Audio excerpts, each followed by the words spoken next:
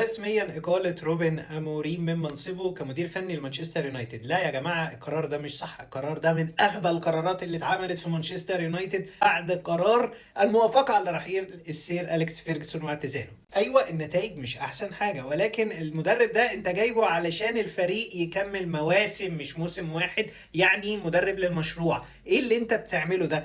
كل اللي انت عملته ان انت اثبتت ان انت عايز نتائج وخلاص. ويا جماعه، المدرب ده هو اللي اظهر لنا ان الفريق ده ممكن يطلع منه حاجه، ممكن يجي منه حاجه. هو حظه كان وحش انه بيبقى كسبان لحد الدقيقه 89 وتيجي الفرق اللي قصاده تتعادل معاه. دي مشكله روبن اموريم مع مانشستر يونايتد، عدم الحفاظ على النتيجه. ولكن احنا ما عندناش بديل، ما عندناش حد يا جماعه. المشكله في اللعيبه والمشكله في الاداره، واتكلمنا في كده اكتر من مره. وجماهير مانشستر يونايتد داعمه لاموريم. انا كنت شايف في الفريق ده امل ان هو ممكن يطلع لقدام في الفتره القادمه، ياخد مركز مؤهل للتشامبيونز ليج. يا راجل، بالفرقه المعاتيه اللي كانت موجوده السنه اللي فاتت، بهويلاند، بماكتوميناي، بلعيبه ما كانتش مقدمه اي حاجه في مانشستر يونايتد السنه اللي فاتت، هو وصل الفريق دوت لنهائي اليوروبا ليج.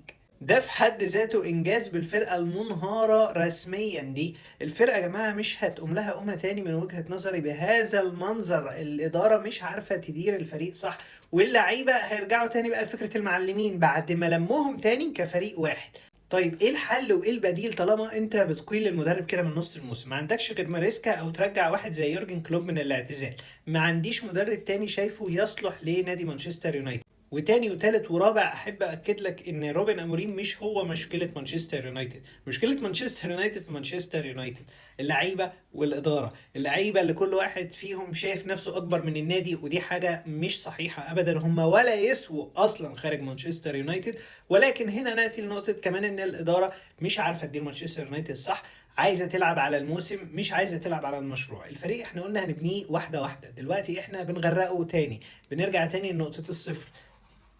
كده انا بجيبها لك من الاخر. ما تنتظرش اي حاجه من مانشستر يونايتد الموسم ده، لان الاداره خلاص غرقت الفريق.